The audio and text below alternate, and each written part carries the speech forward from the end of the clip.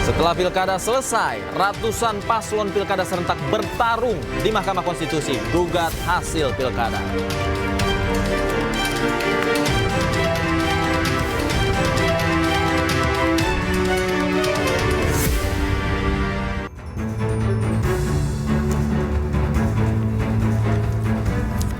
Halo, selamat malam pemirsa, selamat datang di iNewsroom bersama saya Davi Pratama. Pemirsa, kami akan membahas berita utama secara mendalam, komprehensif dan tentunya eksklusif. Sebagai pembuka iNewsroom kali ini kami memiliki informasi 10.000 buruh PT Sritex menyatakan siap melakukan aksi demonstrasi di Jakarta. Rencana itu sebagai bentuk protes sekaligus meminta perhatian pemangku kebijakan.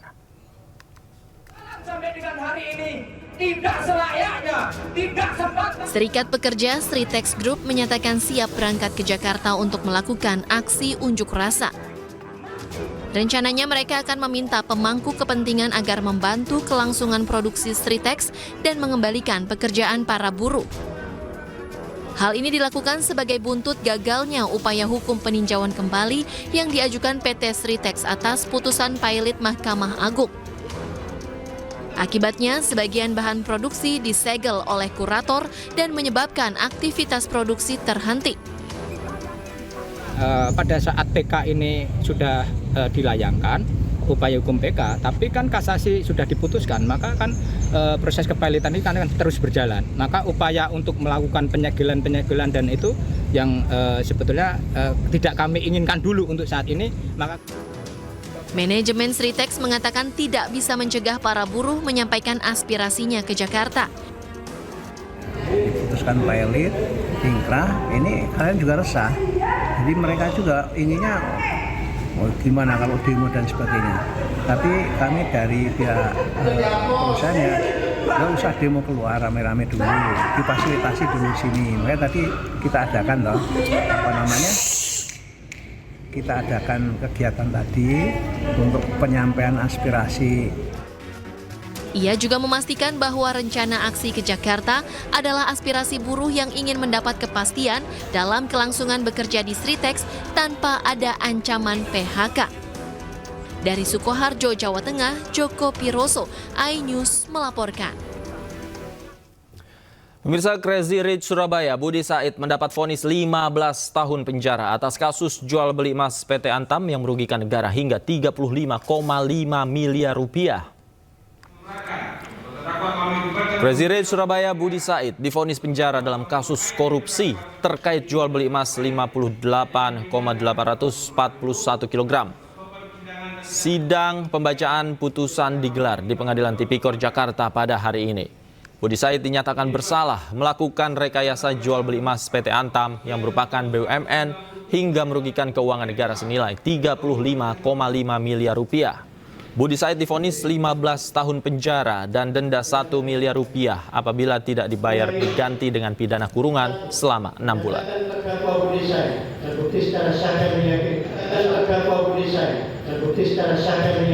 Bersalah melakukan tindak pidana korupsi dan tindak pidana pencucian uang secara bersama-sama dan berlanjut sebagaimana dakwaan ke-1 primer dan dakwaan kedua primer. 2. Menjatuhkan pidana kepada terdakwa Budi Said oleh karena itu dengan pidana penjara selama 15 tahun, denda sejumlah 1 miliar apabila terdakwa tidak dapat membayar uang pengganti selama 1 bulan setelah putusan mempunyai kekuatan hukum tetap, maka harta bendanya dapat disita dan dilelang untuk menutupi uang pengganti. Baru 2 hari ditahan di Polrestabes Medan, seorang pria tewas dengan luka penuh lebam. 6 personil yang sebelumnya menangkap korban diperiksa Paminal Polrestabes Medan. Mau diantar kemana lakiku ini? Nggak tahu aku. Kalau nggak datang aku kemari, nggak tahu aku. Kesedihan menyelimuti Dumaria Simangunsong setelah melihat jenazah suaminya, Budianto Sitepu, di Rumah Sakit Bayangkara Medan. Nggak ada pemberitahuannya, aku sendiri yang datang kemari. Budianto yang baru 2 hari ditahan di Polrestabes Medan meninggal dunia dengan kondisi lebam di wajah dan dada. Aku foto aja tapi boleh. Pidana mati kurang foto-foto bukan.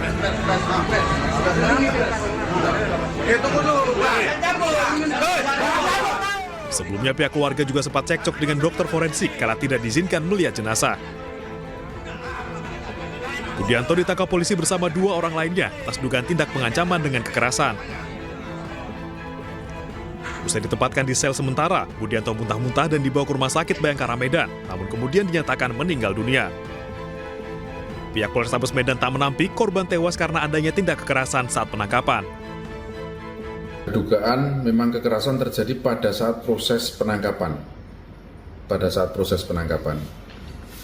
Kemudian kami juga sudah melakukan pemeriksaan dan sedang melakukan pemeriksaan internal yang dilakukan oleh Paminal Polrestabes Medan terhadap anggota yang melakukan penangkapan pada saat itu, ya, supaya jelas nanti manakala memang ada dugaan pelanggaran kode etik maupun SOP dalam proses penangkapan, ya kita akan menyesuaikan dengan ketetapan yang sudah dibuat secara internal. 6 personel yang menangkap Budianto tengah diperiksa Paminal Polrestabes Medan untuk mengungkap penyebab tewasnya korban. Dari Medan, Sumatera Utara, Adi Palapa Harahap, iNews melaporkan. Ratusan paslon di Pilkada gugat ke Mahkamah Konstitusi. iNewsroom segera kembali.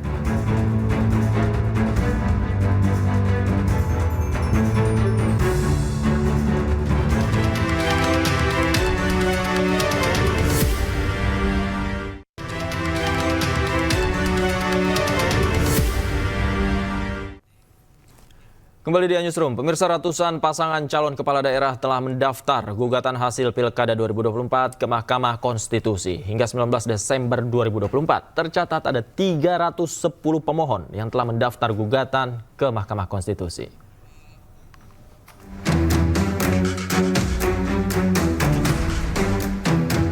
Pemilihan Kepala Daerah 2024 telah selesai dilaksanakan. Sejumlah pasangan calon mengajukan gugatan ke Mahkamah Konstitusi terkait hasil Pilkada serentak 2024. Sementara Mahkamah Konstitusi akan menggelar sidang perdana dengan agenda pendahuluan untuk perkara perselisihan hasil Pilkada 2024 pada 8 Januari 2025. Sementara sidang dengan agenda pemeriksaan akan digelar 17 Januari hingga 4 Februari 2025. Pada tahap ini, MK mendengarkan jawaban dari KPU selaku termohon, keterangan pihak terkait dan keterangan dari Bawaslu serta mengesahkan alat bukti. Selanjutnya, Hakim Konstitusi dijadwalkan menggelar rapat permusyawaratan hakim atau RPH pada 5 hingga 10 Februari 2025. Kemudian putusan ketetapan gugur atau tidaknya perkara dijadwalkan akan dilaksanakan pada 11 hingga 13 Februari 2025. Bagi perkara yang tidak gugur, berlanjut ke tahap pemeriksaan persidangan lanjutan yang rencananya digelar 14 hingga 28 Februari 2025. Berdasarkan laman resmi MK, total permohonan hingga Kamis 19 Desember 2024 ada 310 pemohon dengan rincian 21 pemohon terkait perselisihan hasil pemilihan gubernur, 240 hasil pemilihan bupati, dan 49 permohonan terkait pemilihan wali kota. Tim Liputan iNews melaporkan.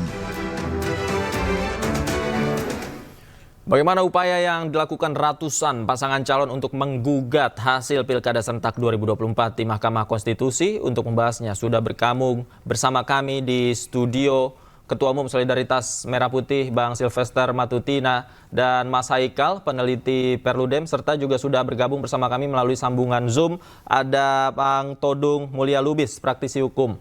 Selamat malam, Bapak-bapak. Selamat malam, Bang Silvester. Selamat malam. Mas Haikal, selamat malam. Mas Devi. Pak Todung, selamat malam. Selamat. Baik, saya ke Bang Silvester terlebih dahulu. Bang Silvester, Anda kemarin juga berpengalaman mendampingi pasangan Prabowo Gibran ya, dalam Pilpres kemarin. Kemudian juga ada sengketa di Mahkamah Konstitusi. Bagaimana kemudian materinya dipersiapkan untuk menghadapi sengketa di MK, Bang?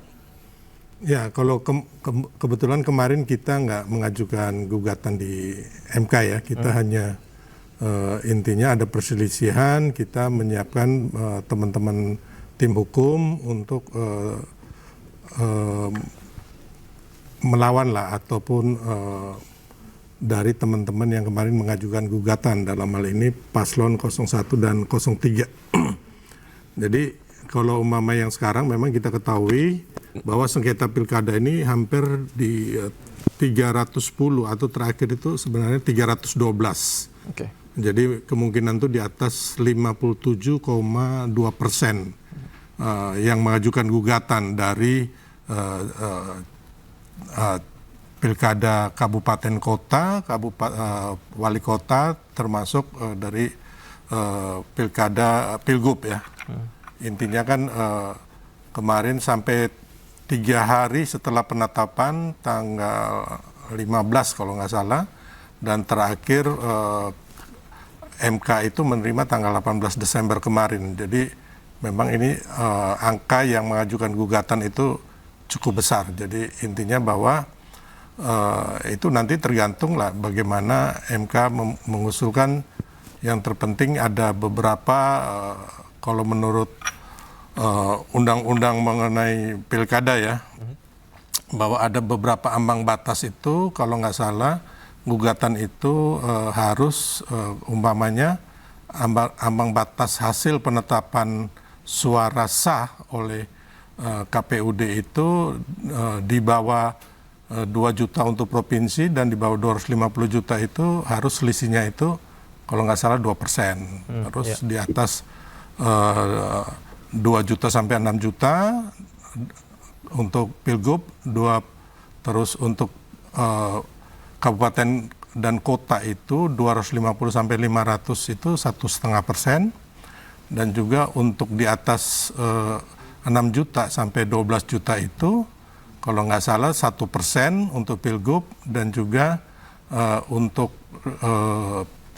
pilkada wali kota dan kabupaten itu di atas 500 sampai 1 juta. Dan apabila di atas 1 juta untuk pilkada kabupaten kota itu dan juga pilgub di atas 12 juta, ambang batasnya suara bersih itu harus 0,5%. Intinya itu. Oke, baik. Ini cukup besar ya, angkanya 57,2%. Kemudian 312 pemohon yang sudah diterima sampai hari ini. Saya ke Bang Todung. Bang Todung, dari pengalaman Anda melihat angka ini, sebagian besar mengajukan gugatan, artinya sebagian besar merasa tidak puas dengan hasil pilkada. Tanggapan Anda, Bang Todung? Ya tentu masing-masing pemohon pasti punya alasan kenapa dia tidak puas. Ya, jadi ini kembali kepada apa yang terjadi di MK. Ini kan prosesnya kita kenal sebagai proses yang cepat, speedy trial.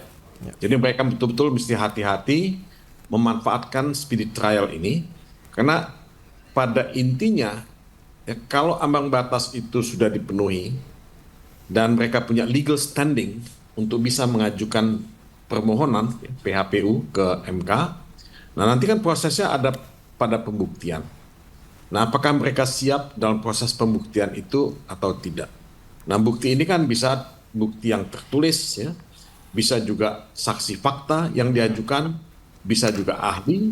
Nah, disinilah kita menuntut sebetulnya pada MK. Memang yang masuk itu 300 lebih. MK itu hanya punya 9 hakim MK. Tidak punya banyak waktu. Tapi ada juga tidak fair kalau tidak memeriksa dengan cukup teliti bukti-bukti yang diajukan. Adalah tidak fair kalau tidak mengajukan pertanyaan yang cukup substansial kepada para saksi fakta dan kepada ahli, dan mereka seharusnya diberikan kesempatan yang cukup memadai. Nah, memang waktu penyelesaian sengketa ini agak panjang kalau dibandingkan dengan sengketa Pilpres. Jadi kita ada waktu sebetulnya, dan hakim-hakim MK kalau memang mau berkorban sedikit, harusnya bisa memberikan lebih banyak ruang untuk melakukan proses pemeriksaan. Dan yang saya ingin tambahkan di sini adalah, memang pasti capek, pasti melelahkan. Cuman berikan kuasa hukum dari masing-masing, baik itu pemohon maupun termohon, untuk mendapatkan ruang dan waktu yang lebih memadai. Karena kita tidak bisa didesak-desak terus sehingga kita juga tidak bisa konsentrasi dalam proses semacam ini.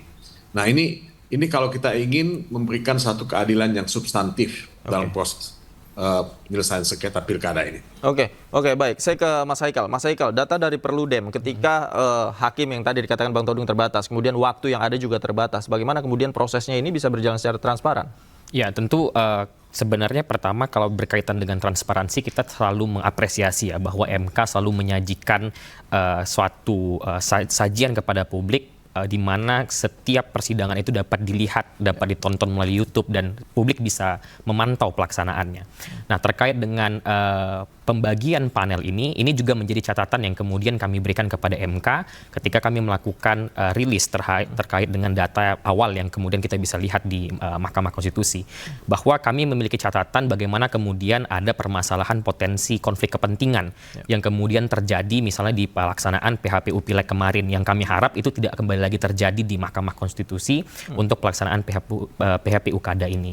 Kami berharap penentuan panel ini juga bisa dijelaskan kepada publik unsur tolak ukurnya apa saja, dan kemudian bagaimana cara MK untuk mentreatment potensi-potensi konflik kepentingan yang kemudian harus kita lihat masih mungkin terjadi ya, karena dengan komposisi hakim yang sama dan juga partai politik yang mungkin juga masih sama yang mengusungkan pasangan calon kepala daerah, sehingga pasti akan ada terbuka ruang konflik kepentingan yang kemudian harus dijawab oleh MK. Namun saya ingin mengatakan juga bahwa terkait dengan waktu yang kemudian ya kita lihat atau sering dipermasalahkan ya dalam konteks hal ini, kami melihat memang MK dari jarak waktu ketika proses pendaftaran sampai dengan nanti sidang pertama akan dimulai. Kalau yang kita lihat jadwalnya mulai dari tanggal 3 Januari, nah itu tentu MK sudah seharusnya bisa setidak-tidaknya ya kemudian meneliti dari 313 permohonan terakhir ya yang kemudian bisa kita akses melalui website MK, 313 permohonan yang kemudian sudah terdaftar ini, untuk dilihat apakah kemudian ada beberapa permohonan yang misalnya pemohonnya kemudian tidak memenuhi kualifikasi dan sebagainya. Karena tentu ini menjadi menarik juga, karena kalau kita lihat ada cukup banyak permohonan yang diajukan oleh masyarakat dan juga pemantau, yang tentunya itu bisa kemudian menjadi suatu pertanyaan, apakah kemudian pemantau dan masyarakat yang mengajukan permohonan itu memiliki legal standing. Oke. Menarik ketika konflik kepentingan ini juga masih menjadi isu yang diperbincangkan di masyarakat. Bang Sylvester, bagaimana Anda melihat adanya isu konflik kepentingan di Mahkamah Konstitusi? Ya, kita berharap ya Mahkamah Konstitusi benar-benar memutus secara adil mengenai sengketa pilkada ini. Jadi jangan juga Mahkamah Konstitusi berpolitik dalam hal ini atau miring ke calon-calon tertentu ya. Itu yang kita harapkan, dan kita yakin bahwa selama ini Mahkamah Konstitusi ketika memutus putusan MK 90 mengenai batas usia, saya satu orang yang menerima, dan terakhir ketika MK memutus mengenai putusan MK nomor 50 dan 60 yang terakhir yang banyak orang juga memprotes akhirnya terjadi demonstrasi, saya satu orang juga yang menerima bahwa apapun yang terjadi kita masih percaya bahwa Mahkamah Konstitusi ini salah satu tiang demokrasi kita yang nantinya di pilkada nanti akan memutus secara baik, benar, dan juga seperti tadi teman-teman bilang bahwa harus ada transparansi dan dibuka kepada publik tentunya. Oke, nah sebelumnya juga Ketua MK Pak Suhartoyo juga menjamin bahwa ketika ada potensi konflik kepentingan, hakim tersebut tidak akan menangani perkara yang bersangkutan. Bang Todung, apakah cara ini menurut Anda efektif? Ya, dalam sengketa pilpres sih efektif. Kelihatan betul bahwa salah satu anggota hakim MK pada waktu itu ya tidak ikut dalam persidangan sengketa pilpres ya pada waktu itu. Nah, tentu dalam hal ya pilkada ya kita mesti meneliti. Saya tidak tahu persis dari 300 sekian ya permohonan yang masuk ke PHPU, apakah ada potensi konflik of interest antara hakimnya dengan pihak pemohon atau pihak termohon. Nah, ini sekali lagi tentu pihak MK yang harus betul-betul menegaskan dan menjalankan aturan main di dalam tubuh MK itu sendiri. Nah, tadi disebutkan ya ini bagaimana penentuan 3 majelis ini, 3 panel ini.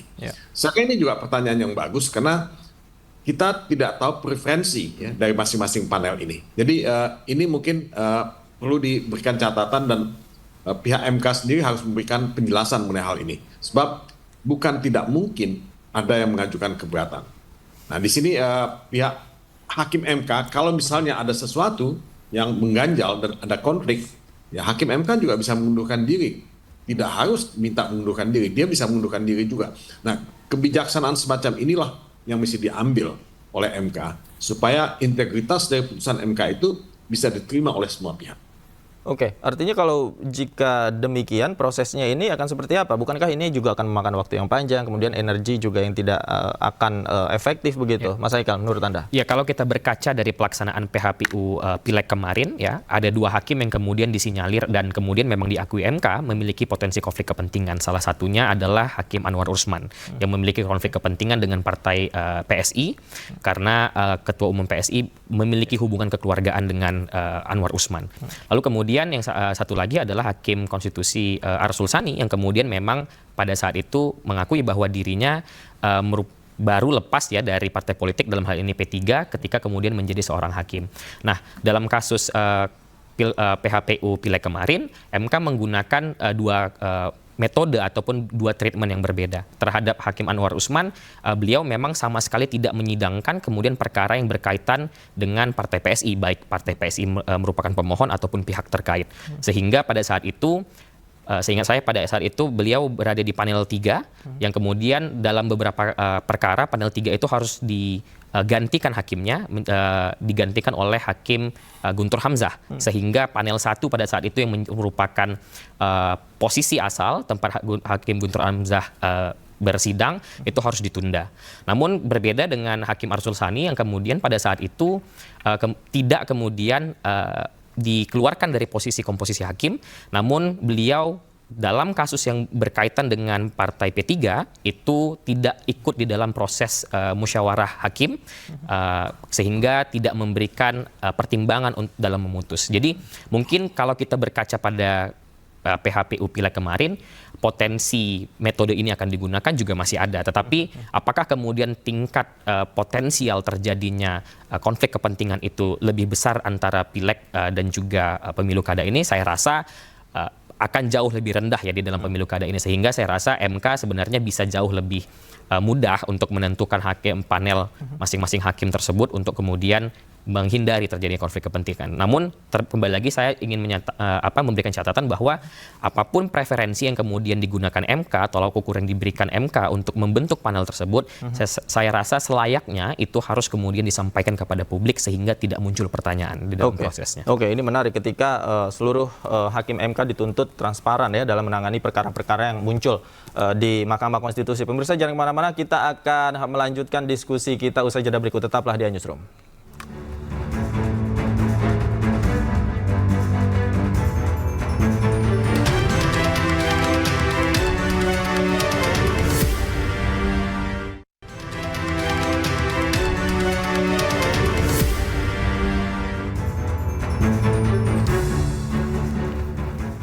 Kembali di Newsroom, pemirsa, Pilkada sisakan sengketa, paslon tarung di MK. Saya masih bersama Bang Silvester, Mas Haikal, dan Bang Todung. Tadi menarik, saya ingin ke Bang Silvester. Bang Silvester, dari sisa waktu yang ada, ini sampai putusan pada bulan Maret. Menurut Anda, apakah ini adalah waktu yang cukup untuk mengefektifkan, mempelajari bagaimana berkas perkara oleh masing-masing hakim? Ya, kalau melihat dari sisi waktu, saya pikir cukup ya. Apalagi hakim-hakim ini terbagi dalam 3 panel, jadi masing-masing panel 3 orang. Anggap aja ya, ini dari kita ya, nggak tahu nanti terserah dari hakim MK bahwa 313 itu dibagi 3, jadi masing-masing 100. Ya kan, nanti di situ juga kan nggak semuanya akan memang diterima dan disidangkan, tapi nggak semuanya akan lanjut. Yang itu tadi kita lihat dari legal standing, bukti-bukti, termasuk dari ambang batasnya, apakah ini akan lanjut atau tidak nantinya. Jadi kalau menurut hemat saya sih waktunya cukup ya, dan memang dengan 3 panel ini tidak memberatkan. Kalau umpama satu panel 9 hakim gitu kan, wah ini kayaknya nggak cukup waktunya. Jadi kita optimis bahwa mudah-mudahan sengketa pilkada ini bisa diputus di bulan Maret itu dengan hasil yang transparan dan adil buat semua pihak. Oke. Saya Bang Todung. Bang Todung, selain juga rentang waktu yang disediakan, kemudian juga dari jaminan bagaimana hakim menjamin transparansinya dalam menangani perkara, apalagi yang menjadi tantangan pada saat sidang nanti? Ya buat saya sih yang paling penting adalah kita itu jangan hanya orientasinya output putusan. Proses juga sama pentingnya dengan putusan. Nah, di sini tantangan dari semua panel ya yang akan memeriksa sengketa pilkada ini. Bulan Maret itu ya tentu kan tidak setiap hari sidangnya. Pasti satu panel itu menangani cukup banyak sengketa. Jadi ya bagaimana dia bisa menjamin memberikan sebanyak mungkin ruang bagi para pihak, pemohon, termohon, dan pihak terkait misalnya, untuk bisa mengajukan argumentasinya dan bisa menyampaikan bukti-buktinya yang diperiksa dengan sangat teliti oleh panel-panel yang dibentuk oleh MK ini. Sebab sekali lagi, integritas dari putusan MK itu penting ya dijaga. Sebab kalau misalnya ada ketidakpuasan, ya tidak ada upaya lagi. Putusan MK ini kan selesai, final and binding, tidak ada upaya banding. Jadi jangan putusan MK itu memberikan celah untuk sakit hati, untuk ketidakpuasan yang eksesif, sehingga mereka tidak percaya pada integritas MK itu sendiri. Nah, ini yang saya kepenting ya.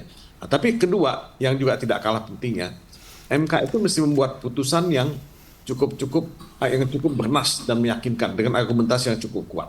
Jadi jangan ya membuat putusan yang ya sumir, yang sederhana ya, karena seolah-olah ya dibebani oleh banyak sekali pekerjaan, tidak keluar dengan argumentasi dan pertimbangan hukum yang cukup rasional. Nah, ini juga akan menimbulkan pertanyaan. Nah, sekaranglah waktunya MK untuk menunjukkan mereka punya kualifikasi menjadi MK yang betul-betul ya memberikan reasoning, ya legal reasoning yang cukup kuat untuk setiap putusan yang dilahirkan. Oke, Bang Todung, kalau tadi kita sebutkan ada 2 orang hakim yang katakanlah berpotensi dengan konflik kepentingan. Bagaimana kemudian Anda melihat mahkamah menjamin bahwa 2 orang ini ya memang tidak mempengaruhi pada saat sidang perkara? Ya, kalau kita bicara mengenai konflik kepentingan kan tergantung pihaknya juga. Ya. Nah, kalau misalnya bisa dibuktikan bahwa 2 hakim MK itu 1 atau 2 ya, itu memang punya ya konflik dengan salah satu pihak yang beracara, ya tentu harus ada kejelasan dari pihak MK sendiri. Ya, nah di sini dituntut 2 hal. Hakim MK-nya sendiri harus mengundurkan diri, ya, atau kedua pihak ya yang berperkara itu mesti terbuka dan transparan meminta kepada yang bersangkutan untuk mengundurkan diri. Nah, dua-dua ini mesti dilakukan. Jadi tidak hanya menuntut MK, tapi ada peran aktif dari pemohon, pihak terkait maupun termohon. Oke, baik. Nah, ini menarik. Saya ke Mas Haikal. Mas Haikal, apa indikator sebuah permohonan ini kemudian diterima sampai disidangkan oleh Mahkamah Konstitusi? Ya, tentu kalau kita berbicara dengan suatu permohonan, ada banyak ya yang kemudian perlu dipertimbangkan oleh Mahkamah Konstitusi. Namun yang pertama kali biasanya kemudian dipertimbangkan adalah yang berkaitan dengan syarat-syarat formilnya. Itu mulai dari misalnya waktu pendaftaran permohonan, karena kan waktu itu diatur dalam undang-undang, hanya 3 hari kerja setelah penetapan. Dan penetapan ini kan berbeda di setiap daerah, sehingga itu akan menjadi menarik juga untuk diperhatikan apakah ada permohonan yang kemudian di luar waktu yang diberikan.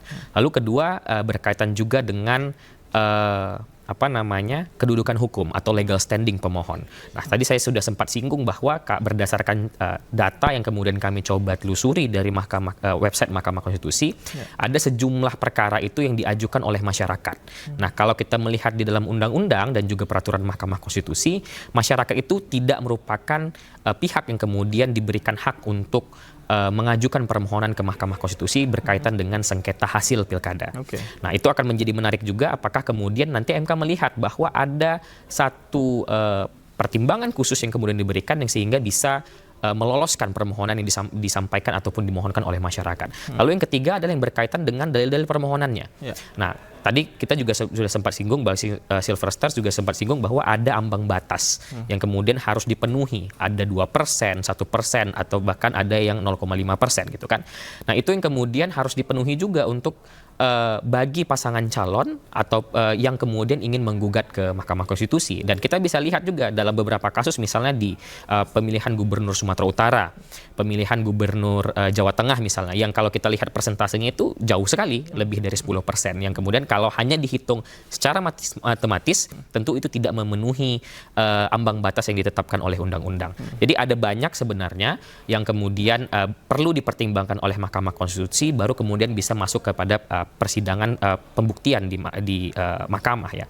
Namun yang satu yang kemudian selalu kita lihat ya, Mahkamah Konstitusi tidak akan pernah kemudian menggugurkan suatu permohonan ya, sepanjang yang saya ketahui tidak pernah menggugurkan suatu permohonan seketika setelah permohonan itu diterima ataupun didaftarkan. Tetap akan dilakukan proses pemeriksaan pendahuluan untuk melihat apakah kemudian berkas tersebut layak untuk diteruskan ataukah tidak, dan ataukah ada pertimbangan-pertimbangan lain yang kemudian bisa digunakan Mahkamah Konstitusi untuk meneruskan proses pemeriksaannya. Karena satu hal yang perlu kita lihat, salah satu contohnya adalah yang terjadi di pemilihan DPD Provinsi Sumatera Barat pada saat Februari kemarin.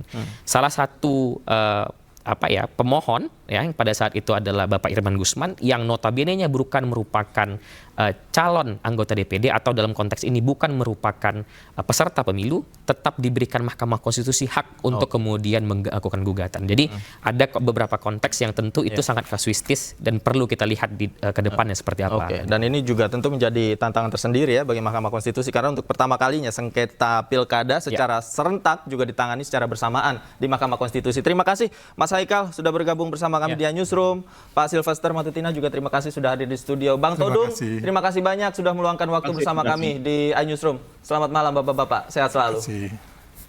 Pemirsa, demo tolak PPN 12% di kawasan Patung Kuda Jakarta berujung ricuh. Newsroom segera kembali.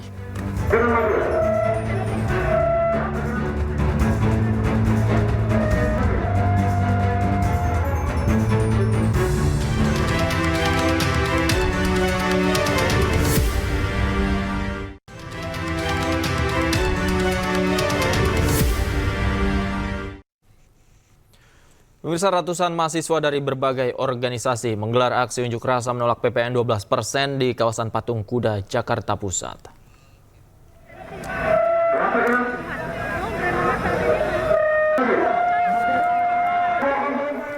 Hingga Jumat malam, para peserta aksi masih bertahan menyuarakan penolakan kenaikan pajak pertambahan nilai 12%. Bahkan sempat terjadi aksi saling dorong antara personil kepolisian dan peserta aksi. Diketahui aksi ini dimulai pada 15.30 waktu Indonesia Barat dengan pengamanan 661 personil gabungan yang ditempatkan di sejumlah titik sekitar Bundaran Patung Kuda, Monas, hingga depan Istana Negara.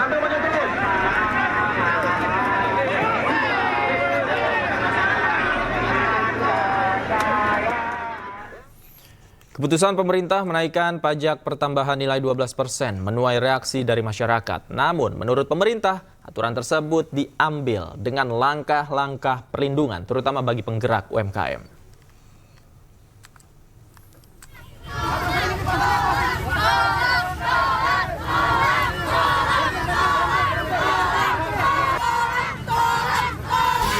Rencana kenaikan pajak pertambahan nilai menjadi 12% awal tahun depan menuai reaksi dari masyarakat. Rencana ini melahirkan petisi penolakan yang telah ditandatangani lebih dari 113.000 orang. Tidak hanya itu, ratusan pemuda juga menyuarakan penolakan mereka di Jakarta dan meminta agar Presiden Prabowo membatalkan keputusan PPN 12%. PPN 12% katanya cuma buat barang mewah. Menurut saya itu adalah pengaburan aja gitu, supaya meredam kemarahan teman-teman yang jadinya dianggap biasa aja nih naiknya gitu. Padahal ya itu cuma upaya-upaya pengaburan fakta. Kayak kita bisa lihat minyak yang 11% itu cuma minyak kita doang. Emang bisa minyak kita itu menampung semua kebutuhan demand dari masyarakat semua? Nggak mungkin. Meski PPN naik, pemerintah mengaku tetap melindungi masyarakat, terutama golongan kecil. Sejumlah langkah perlindungan juga telah ditetapkan, salah satunya bagi penggerak UMKM. Bagi kelompok masyarakat yang tidak mampu akan dilindungi atau bahkan diberikan bantuan. Disinilah prinsip negara hadir. Ini asas keadilan akan kita coba terus, tidak mungkin sempurna tapi kita coba mendekati untuk terus menyempurnakan dan memperbaiki. Oleh karena itu, meskipun tadi disampaikan oleh Pak Menko undang-undang mengenai HPP, mengenai PPN 12% itu diberlakukan, selama ini pemerintah dan DPR di dalam mendesain undang-undang juga memperhatikan atau terus memperhatikan keperpihakan kepada masyarakat tersebut. Beberapa paket insentif kebijakan, yang pertama di sektor UMKM itu pemberian insentif PPh final terhadap UMKM sebesar 0,5% yang berlaku selama 7 tahun. Itu apa bagi UMKM yang sudah mendapatkan insentif selama 7 tahun diperpanjang masa waktunya 1 tahun. Pemerintah telah memastikan kenaikan PPN 12% pada 1 Januari 2025. Dalam aturannya, PPN 12% hanya dikenakan pada barang-barang yang dinilai mewah dan premium. Barang mewah yang dimaksud diantaranya rumah sakit kelas VIP, pendidikan standar internasional, hingga vitamin dan daging premium. Tim Liputan, iNews melaporkan. Seorang mahasiswi ditemukan tewas bersimbah darah di gedung aula Gimnasium Universitas Pendidikan Indonesia Bandung Kamis sore. Polisi menduga korban tewas akibat terjatuh, namun penyebabnya masih dalam penyelidikan.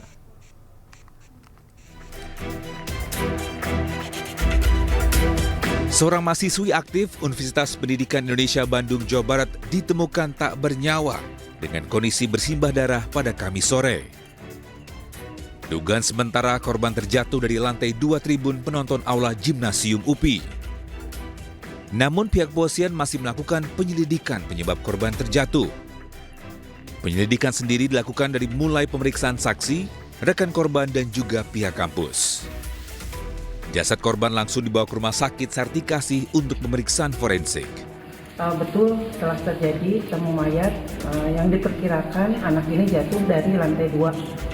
Mungkin untuk hal-hal lain kita masih dalami untuk kasus ini sampai benar-benar terang perkara ini, baru nanti kita sampaikan kembali.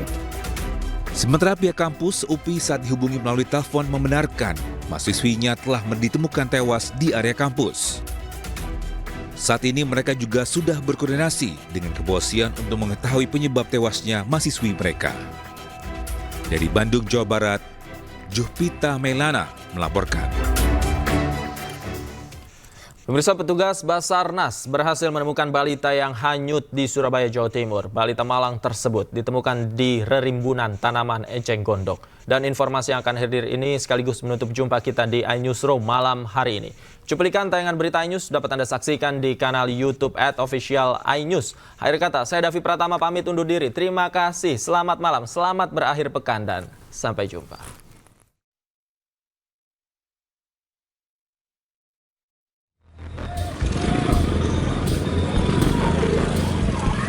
Jasad balita bernama Rizky yang hanyut diselokan saat hujan deras pada Selasa sore di kawasan Babatan Wiyung, Surabaya di hari keempat pencarian membuahkan hasil. Pencarian yang mulai diperluas dengan fokus di area jembatan di Jalan Wiyung Pratama. Tim Basarnas langsung melakukan pembersihan tanaman eceng gondok.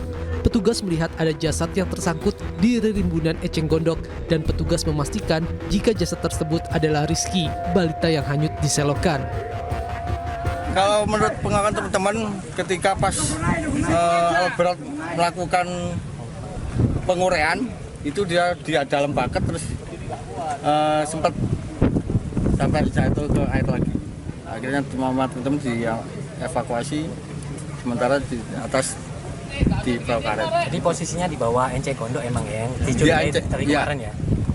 Menurut informasi dari teman-teman yang di lapangan di eceng gondok. Usai dilakukan identifikasi oleh tim Inafis Polrestabes Surabaya, jasad Rizky kemudian dibawa ke Rumah Sakit Dr. Sutomo Surabaya untuk dilakukan otopsi. Selanjutnya jasad Rizky akan dimakamkan di rumah orang tua kandungnya di Pasuruan, Jawa Timur. Dari Surabaya, Jawa Timur, Hari Tambayong, iNews melaporkan.